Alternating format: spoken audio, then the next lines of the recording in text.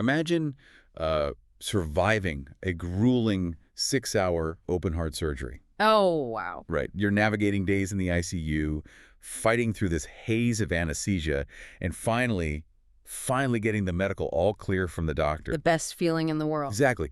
Only to have your entire recovery completely undone, literally ruined, because your son's Honda Civic hit a pothole at 15 miles per hour in the hospital parking lot. Yeah, it really is the dark, silent comedy of errors in modern medicine. It is. I mean, we engineer these billion-dollar clinical environments to save lives, right? Down to the microscopic level.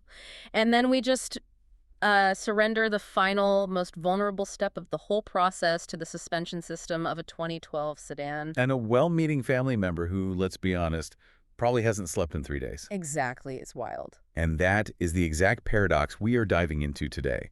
Welcome to the Deep Dive, where we take a stack of critical research and translate it into something you can actually use in your real life. Because you really need this information. You do. Today, we are pulling our insights directly from excerpts of a really comprehensive guide.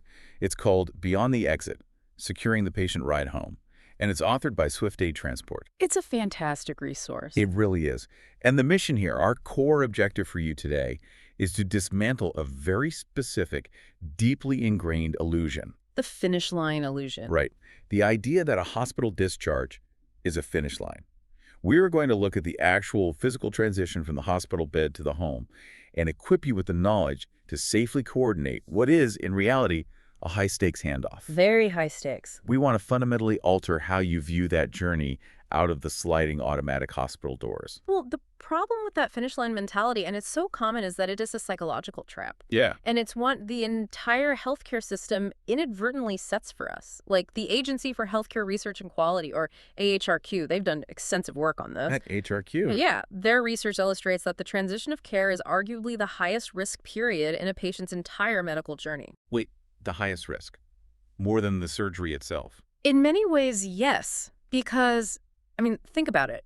You are taking a human body from a highly controlled, hyper-monitored environment. Right, where professionals are regulating diet, movement, heart rate. Medication down to the exact milligram, and you are abruptly dropping them into an environment with near infinite variables. Your living room. Exactly. The responsibility for care coordination, medication management, basic survival, it suddenly shifts entirely to the patient and their utterly overwhelmed family. But the way we talk about it culturally, it's completely backward. Think about the scene in every movie or, even in our own lives.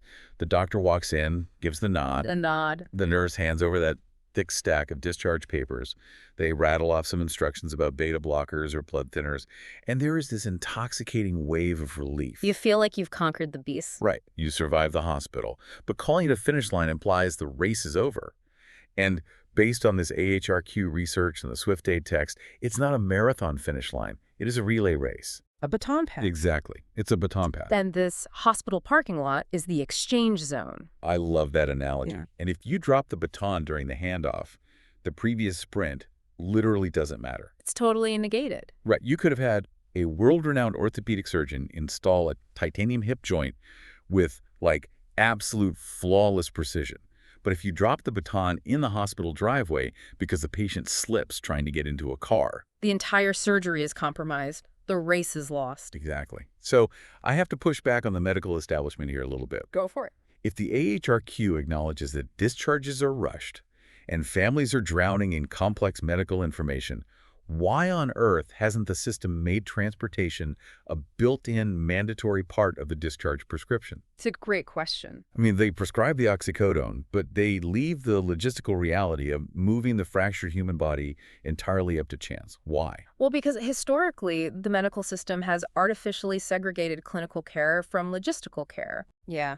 Transportation has long been viewed as a personal responsibility, a domestic problem rather than a clinical variable. So it's like, we fixed the bone, the car ride is your problem. Exactly. Doctors are trained to heal the tissue, not audit the suspension of the patient's vehicle, but the data from the source material really forces a reconceptualization of this. How so?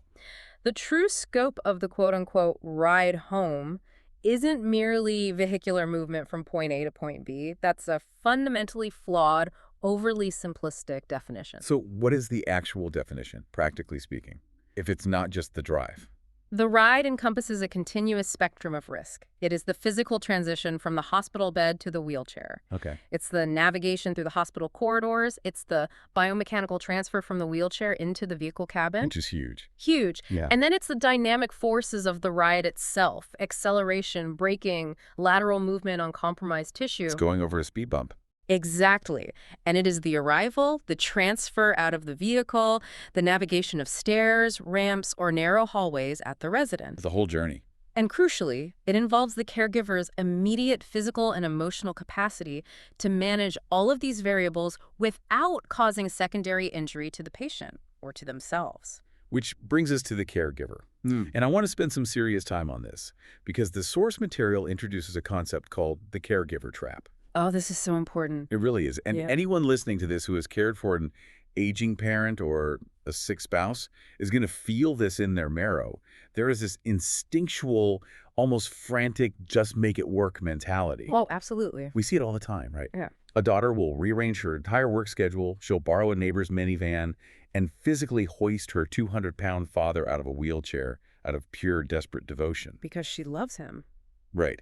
But there's a line in the SwiftAid text that is incredibly sobering. It says, "Love alone does not make transportation safe." That is such a powerful quote because devotion cannot override physics. Right. It just can't. It cannot alter the biomechanics of a healing body.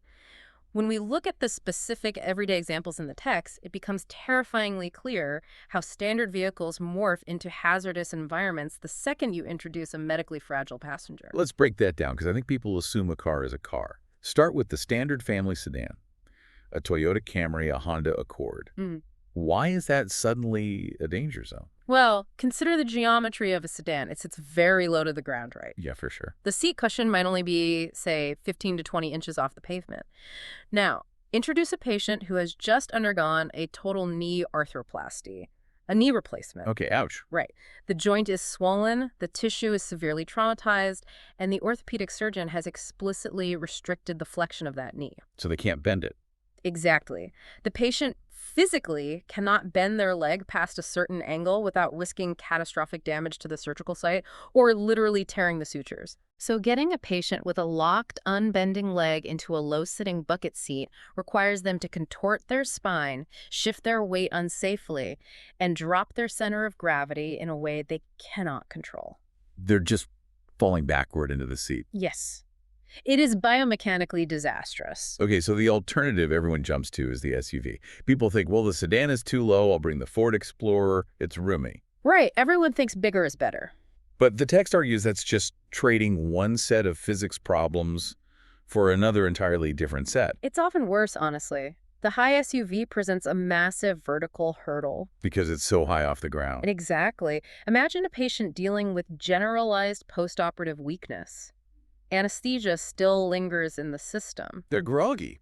Right. Their blood pressure might drop when they stand up orthostatic hypotension. They might have severe arthritis or inner ear balance issues. So they're already wobbly. Very. Now, asking that person to step up onto a running board, pull their entire body weight up into a high cabin using just a plastic grab handle, and twist their hips into a seat. It's a recipe for disaster. It is practically begging for a fall. And a fall onto concrete for a senior citizen who just had surgery isn't a minor setback. It's often a life-altering or even fatal event. This really highlights the hidden risks of improvisation. Because in that scenario, the caregiver, the son or daughter, realizes the patient can't do it alone. So what do?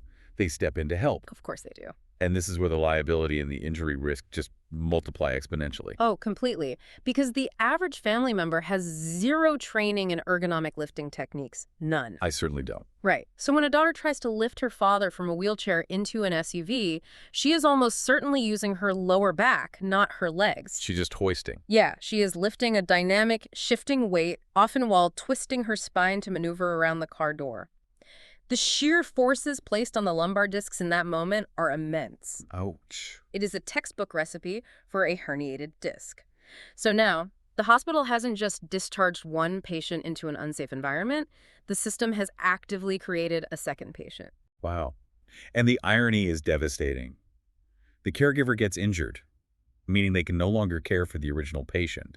and the whole house of cards just collapses. It all falls apart. But beyond the physical danger, reading through this text, I was struck by the psychological destruction that happens in that parking lot. Yes, the dignity aspect. Exactly. Yeah. Picture this from the patient's perspective, right? Yeah. You are already in pain. You might be wearing loose, revealing hospital clothing. You have a plastic bag full of pill bottles you barely understand. You're overwhelmed? You feel entirely stripped of your autonomy. Yeah. And now you are sitting in a loading zone with cars honking, exhaust fumes everywhere, and your adult child is sweating, grunting, and struggling to shove you into the back of a hatchback like an oversized piece of luggage. The humiliation is profound. You are terrified of falling, you are in physical agony, but you suppress it because you don't want to be a burden. Right, you want to complain. So you just suffer in silence. You see your family trying so hard. It obliterates their dignity. That is the core observation here. Treating a medically fragile human being like a standard carpool passenger strips away their dignity at the precise moment they are most desperate for it. It's heartbreaking. The text uses a phrase that I honestly think should be framed in every discharge planner's office. It says, a passenger should never feel like cargo. They should feel seen, respected, and protected. And that forces us to look for a systemic solution because clearly the family sedan and the good intentions of a daughter are not enough. Which bridges us perfectly to the middle ground, because we aren't talking about putting every single patient in the back of an ambulance. No, that's impossible. That would bankrupt the system overnight. We are talking about NEMT, non-emergency medical transportation. A vital service. Right. I know our listeners are probably familiar with the acronym. You see the specialized vans on the highway. But the source material draws very aggressive, uncompromising boundaries around what NEMT is, and more importantly, what it is absolutely not. Yeah, the boundary is structural versus clinical. NEMT is engineered for a very specific gray area. Explain that. It serves passengers who are entirely medically stable, meaning their life is not in immediate danger, their vitals are holding steady, but they require specialized structural transportation support. Okay, because of mobility issues. Exactly. Due to mobility deficits, postoperative recovery, disability, or just really complex care logistics. I want to hammer this home for the listener. NEMT does not have a siren. It doesn't blow through red lights. It is never, under any circumstances, a substitute for dialing 911. No. It's vital to separate logistical support from emergency medicine. The Medline Plus and CDC guidelines included in the text draw the red lines very clearly. The red lines. If there is chest pain lasting more than 2 minutes, severe and unstoppable bleeding, sudden loss of consciousness, or trouble breathing, NEMT is entirely off the table. You call an ambulance. You call an ambulance, period.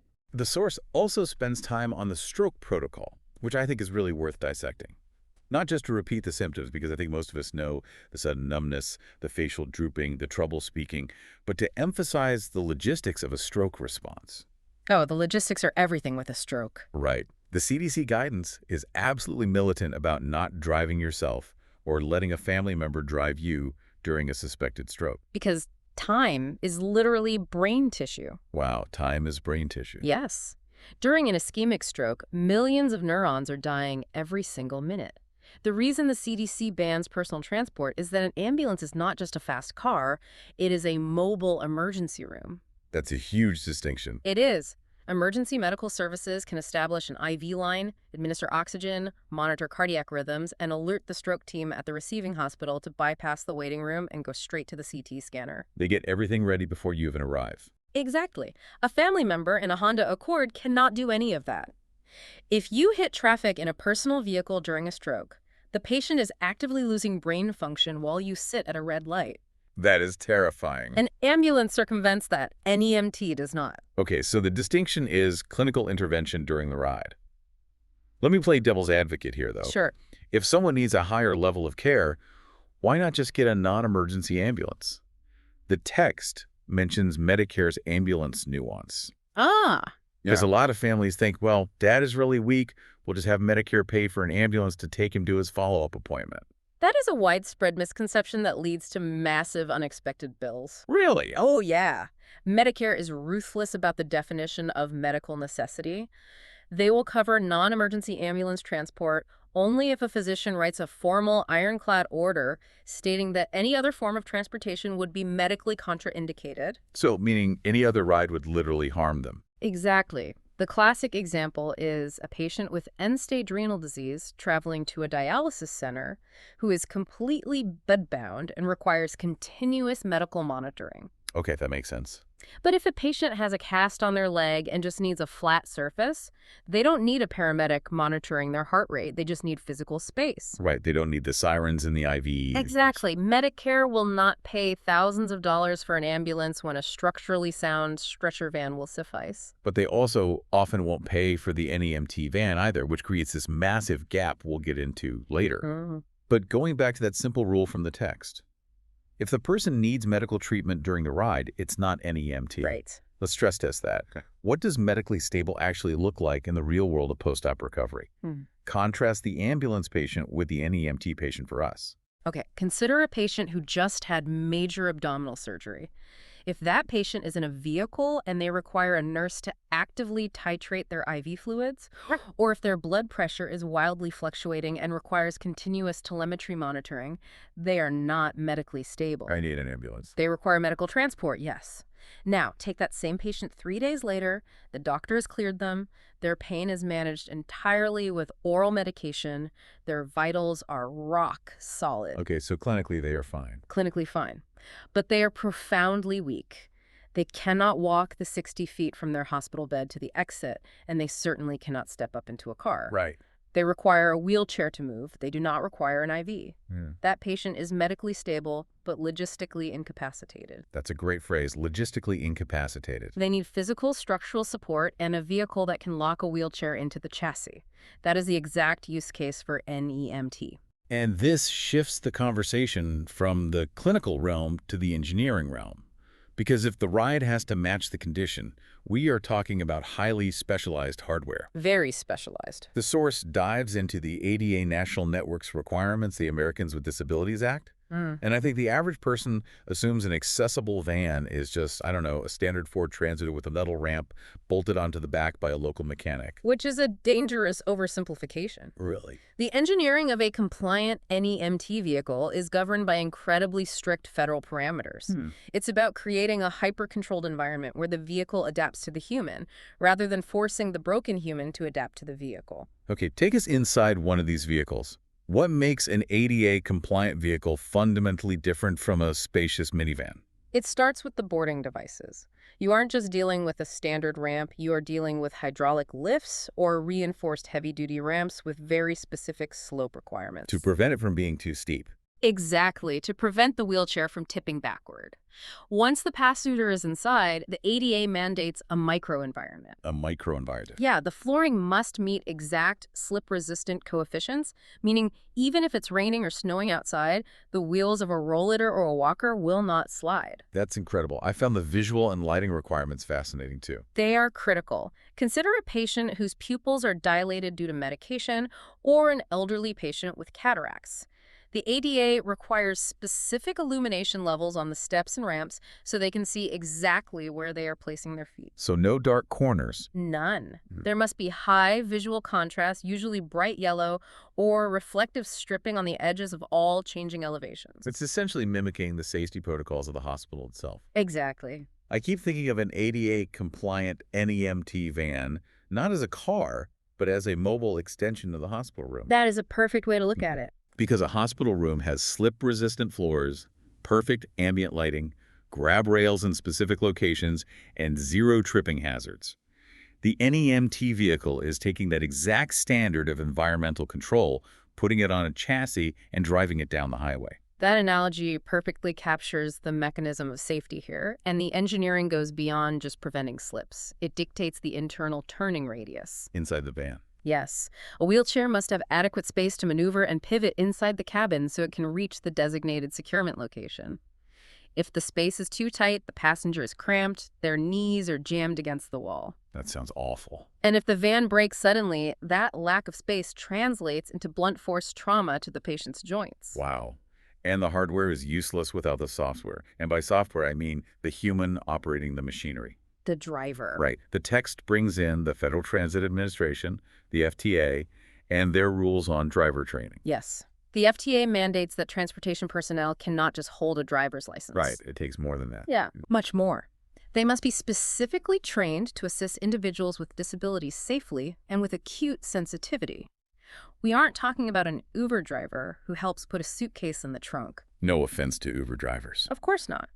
But these professionals must know the tensile strength of the 4-point tie-down systems. They must know how to properly secure a lap and shoulder belt on a passenger sitting in a wheelchair so that in the event of a collision, the chair doesn't become a projectile.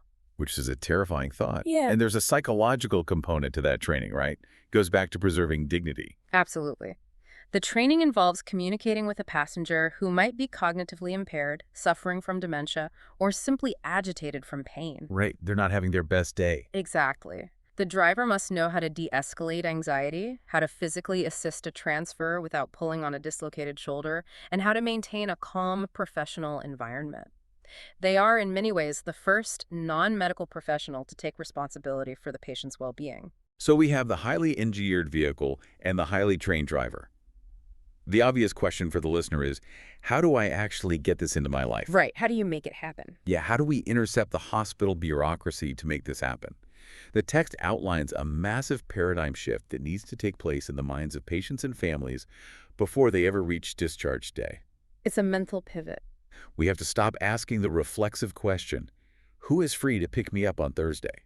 And start asking, what kind of mechanical ride does this specific medical condition require? That is the crux of the issue. You must shift your priority from logistical convenience to biomechanical safety. And to force this shift, the text provides what we can call the ultimate question checklist. Yes. These are the exact granular questions a family must present to the hospital discharge planner. And you have to ask them early. But I'm going to interrupt and push back fiercely on this. The source, backed by AHRQ, says you have to ask these questions early, ideally on day one of admission. That sounds great in a textbook. But in reality, on day one of a hospital stay, the patient might still be in a medically induced coma. Or the physical therapist hasn't even evaluated their leg strength yet. Sure. The discharge planner doesn't have a crystal ball.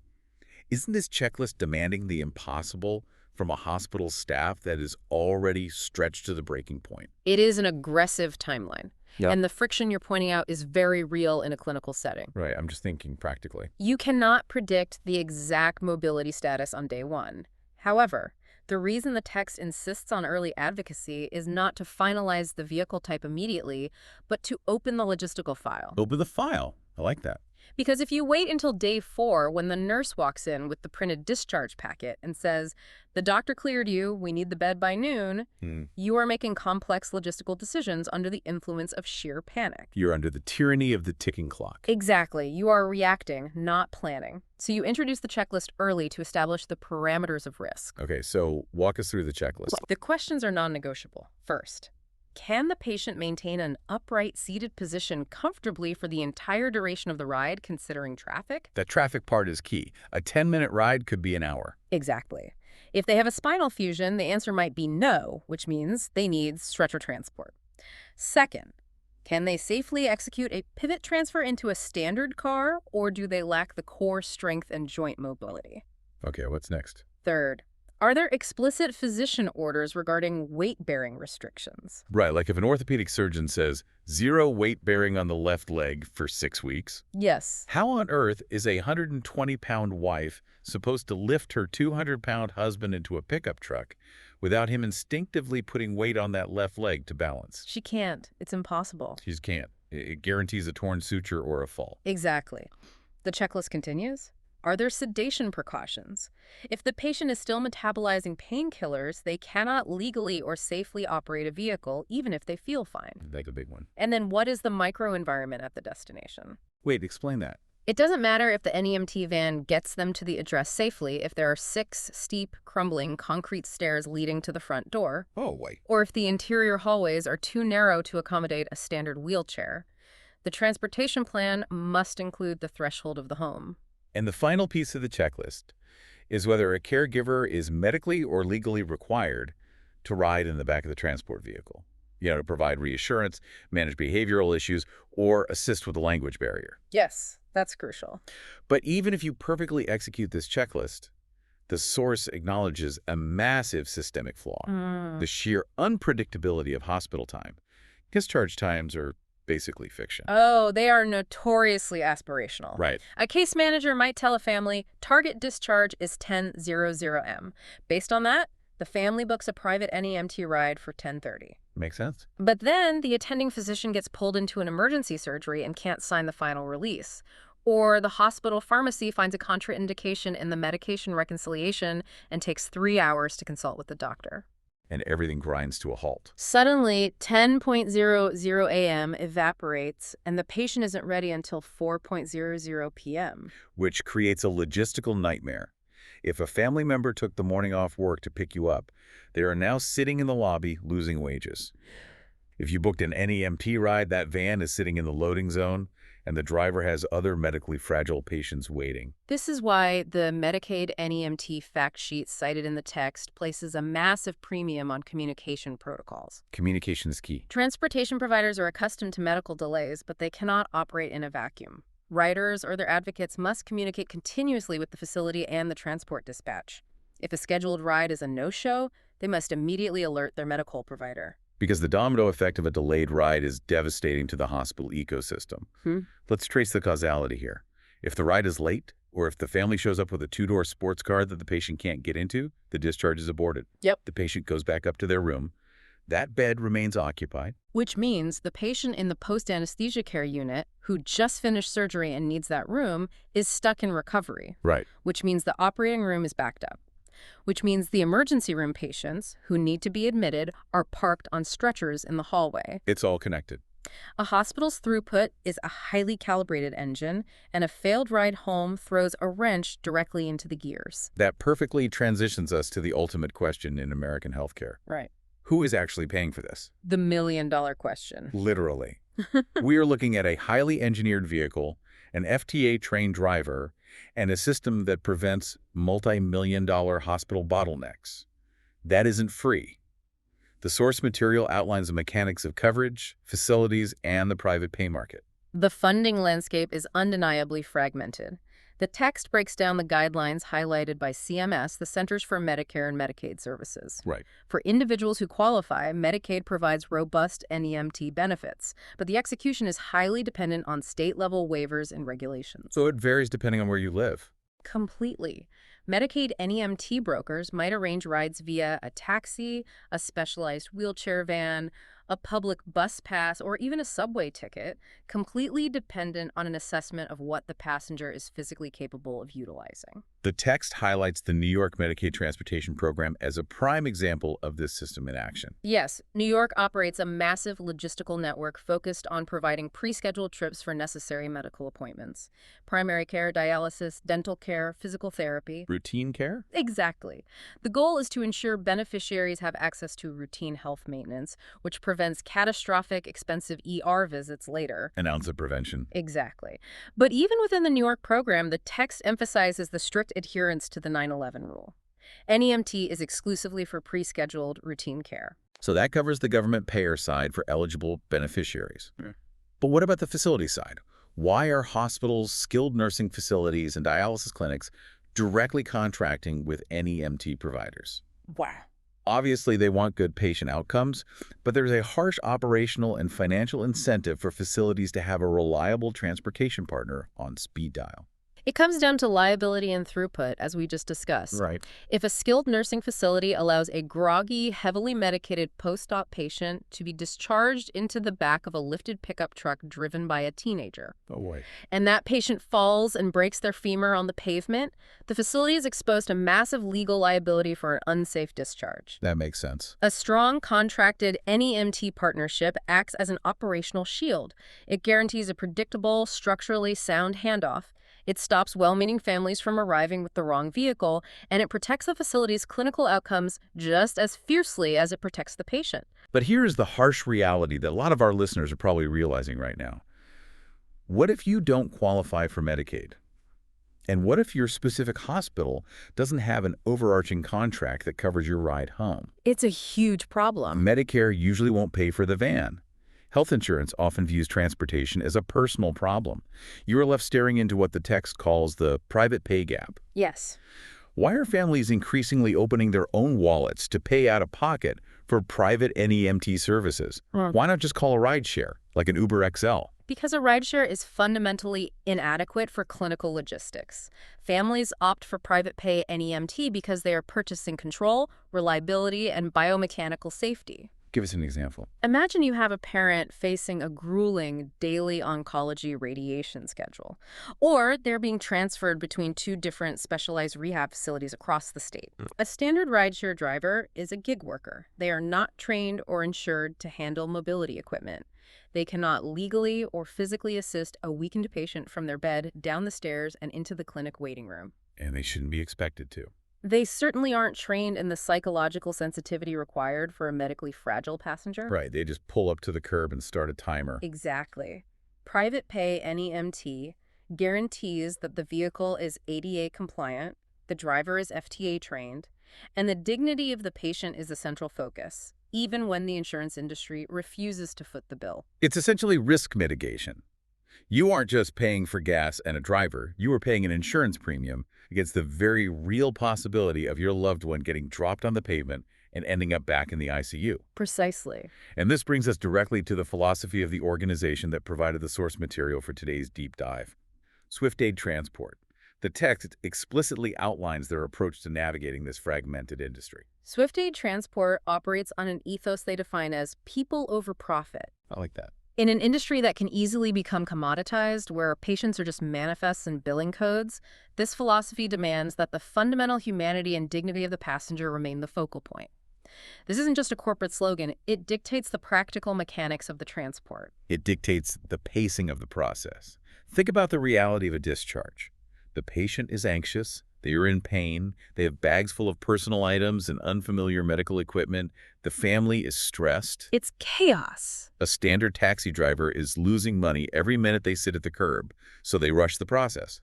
Rushing leads to mistakes, and mistakes lead to falls. The people over profit approach mandates that the driver recognizes this inherent vulnerability. They do not rush the boarding process to chase the next fare. They actively cultivate a calm, respectful environment. They accommodate the bags, they secure the wheelchair with meticulous care. And they manage the anxiety of the moment. They transform what is historically a chaotic, panic scramble into a structured, dignified, and safe transition. Which is the entire goal. So let's pull all of these threads together. As we bring this deep dive to a close, we need to summarize the massive paradigm shift we've been unpacking. That's a big shift. The physical ride home from a medical facility is not a logistical chore you figure out on the fly. It is definitively not the finish line. It is the highly vulnerable, physically precarious first step of a patient's recovery outside the controlled hospital walls. The very first step. We have to fundamentally shift our societal mindset from asking, what is the most convenient or cheapest way home, to demanding what is the safest, most biomechanically appropriate way home. Making that shift protects the physical spine of the caregiver, it profoundly respects the dignity of the healing patient, and it is the only way to successfully complete the handoff from acute medical care back to a functioning life. It really requires recognizing transportation not as a personal failing or a domestic afterthought, but as an integrated, critical component of healthcare access. And for listeners who want to operationalize this information, the source provides direct contact details. If you are a facility seeking reliable patient transportation, a family needing caregiver coordination, or if you require assistance with private pay ride planning, the text directs you to SwiftAid Transport. How do they reach them? They can be reached via email at support@swiftaidtransport.com or by phone at 973-315-6000. And maintaining our standard educational disclaimer, the analysis provided today is for general education and logistical planning only and does not constitute medical advice.